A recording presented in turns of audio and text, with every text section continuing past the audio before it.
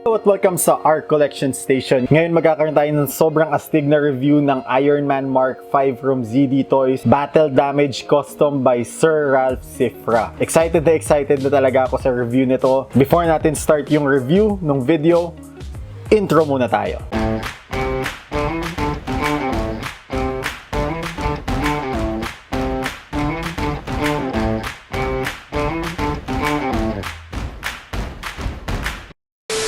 So ito na yung figure. Ako, tuwang-tuwa ako nung may message ako ni Sir Ralph Cifra. Sa hindi nakakakilala kay Sir Ralph Cifra, isa siyang visual artist and illustrator. Tapos pwede nyong i-check yung YouTube channel niya. Ilalagay ko yung link dun sa description dun sa baba. Yung mga content niya, more on toy customs, artworks, mga comic book illustration. May mga iPad art din siya. May games din, tapos may mga toy hunt at saka unboxing. Kung mahilig kayo sa mga ganong mga content, tamang-tama yung channel niya, pwede nyong i-check yung channel niya, tapos mag-subscribe na din kayo sa kanya. Ito din pala, kaya din pala ako binigyan ni Sir Ralph nito, in part dun sa milestone na inabot niya, na naka 10,000 subs na siya. So, Sir Ralph Cifra, congratulations dun sa milestone na 10k subs. Thank you din dahil isa ko dun sa mga privilege na makatanggap ng mga custom battle damage na Iron Man na ginagawa mo, na sobrang astig talaga, sobrang ganda. Tapos kung gusto nyo din pala makakuha ng mga ganitong mga figure, pwede nyo ding i-check yung Facebook page ni Laruanan. So madami siyang mga ino-offer na mga ZD toys doon. Tapos pwede din kayong umorder ng Battle Damage by Ralph Cifra. So pagka mag-pre-order kayo ng mga Battle Damage, yung ganito, mga nasa around 3.5 siya. Tapos pwede nyong piliin yung kung anong armor, pwedeng Mark 85, Mark 2, Mark 3, Mark 4, Mark 5, Mark 6.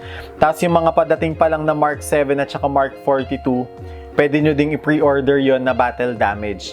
Pagka nag-order pala kayo ng Battle Damage na ganito, mga 3 days to 1 week bago ma-deliver sa inyo. Pero yun nga, sulit na sulit naman talaga.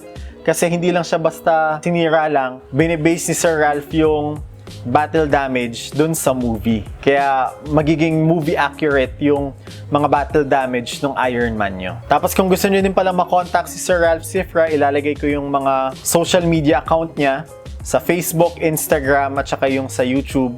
Tapos yung portfolio niya, pwede nyo ding i-check. Ilalagay ko dun sa link dun sa description sa baba. Tapos kung hindi pa din pala kayo nakasubscribe sa channel ko, ano pa hinihintay ninyo? Click nyo na yung subscribe button dun sa baba, pati na din yung bell notification button para pagka may mga bago akong episodes, mga bagong toy news, manonotify kayo kaagad. So ngayon, before na natin start yung review ni Iron Man Mark 5, i-check muna natin yung box.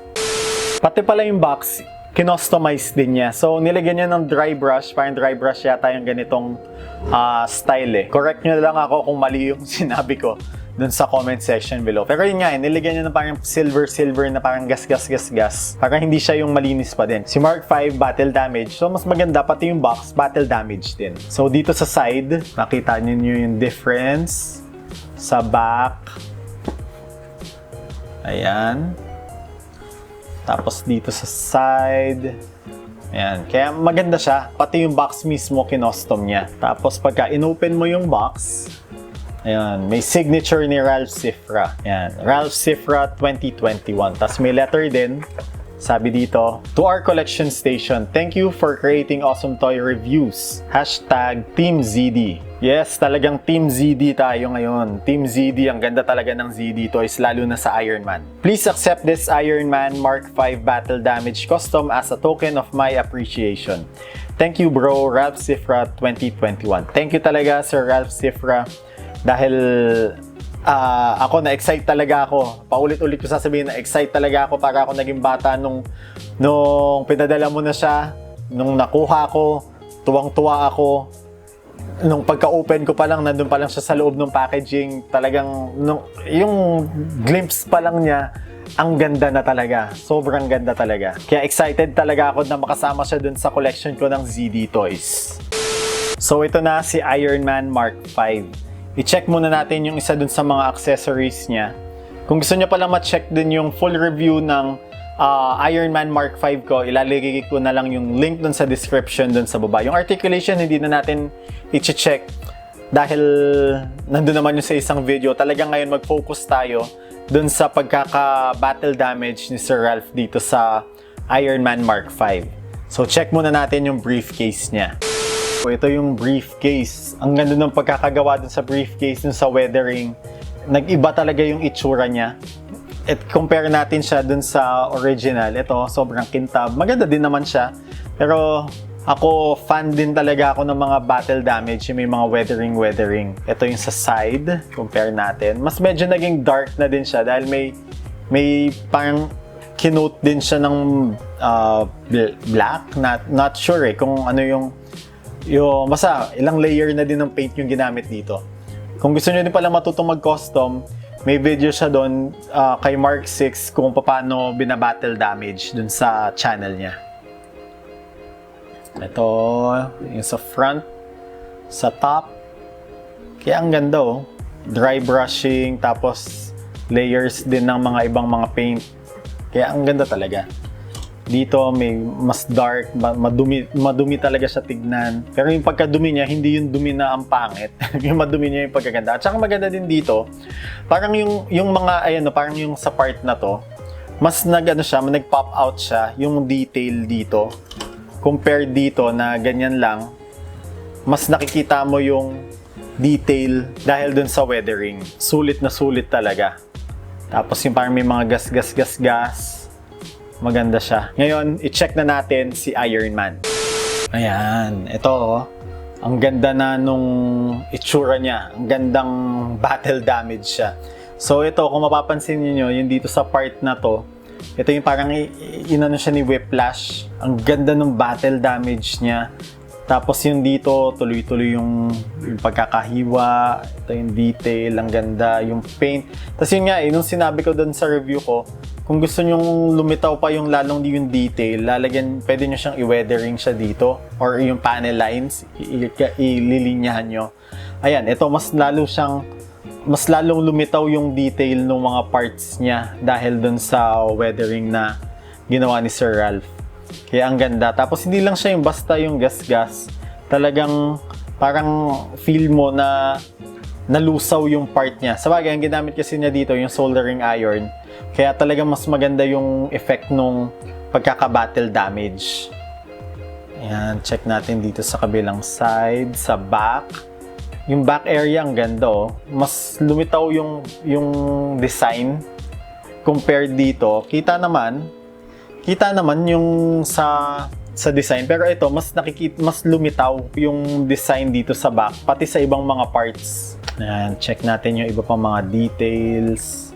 Tapos yung dito sa shoulders, ito melted yung nandito niya. Pero kahit na hindi naman nakaka-affect dun sa articulation. Kumbaga, kahit na may mga minelt na parts talaga, hindi naman siya nakakasira dun sa articulation ng figure. Kaya hindi kayo dapat matakot na kunyari, kukuha kayo ng battle damage na ganito, baka iisipin niyo yung articulation malilimit na. Hindi pa din. Check natin yung dito. Ito, may damage din dito sa part na to.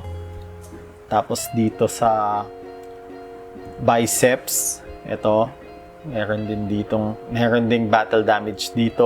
Tapos dito sa kabilang side, dito sa shoulder. Tapos ang maganda sa kanya, pagkaka-battle damage yun, tamang battle damage lang. Hindi parang pinagtripan lang na, okay, battle damage lang. Hindi ganun. Tapos yung helmet niya, ang ganda din. Tapos yun nga, ang ganda dahil yung mga panel lines, nagkaroon ng color talaga.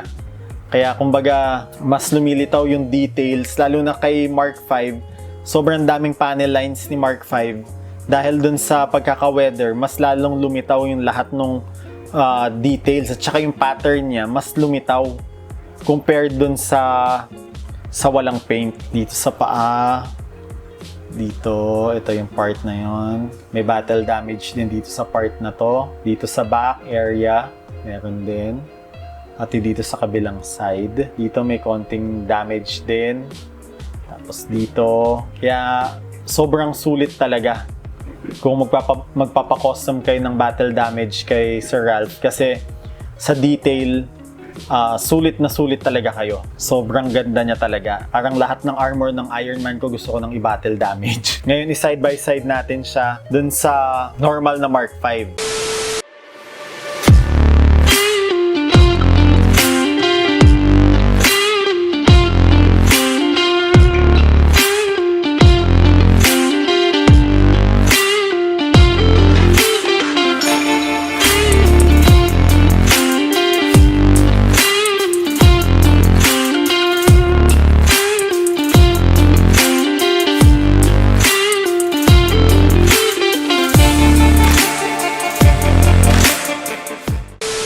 So nakita natin ngayon yung review ng Iron Man Mark 5 by ZD Toys, Battle Damage Custom by Sir Ralph Cifra. So again, thank you Ralph Cifra sa napakagandang gift na to. And congratulations ulit dun sa milestone na 10,000 subs. Tapos tayo din, nakaabot din tayo ng bagong... So ako din, yung channel ko may bagong milestone. Nakaabot na siya ng 2,000 na subs. So thank you sa lahat na nag-support, sa lahat ng mga nanonood. Thank you din sa PTVC, sa Pinoy Toy Vloggers Community, dahil napakalaking help talaga siya kung paano mag-grow yung channel. Tapos kung ikaw din, meron kang mga toy vlogs, tapos hindi ka pa member ng Pinoy Toy Vloggers Community, ano pa iniintay mo?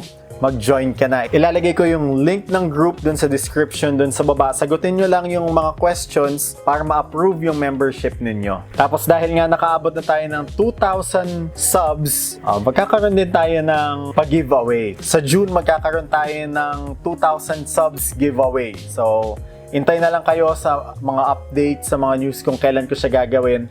Pinag-aaralan ko pa kung ano yung gagawin ko dun sa 2,000 subs giveaway na yun Inaalam ko pa din kung ano pa yung, ano yung ipapag-giveaway ko. Abangan nyo na lang, tas i-follow nyo din yung Facebook page ko na RCollectionStation para makita nyo kung ano yung mga updates regarding dun sa pag-giveaway natin sa June.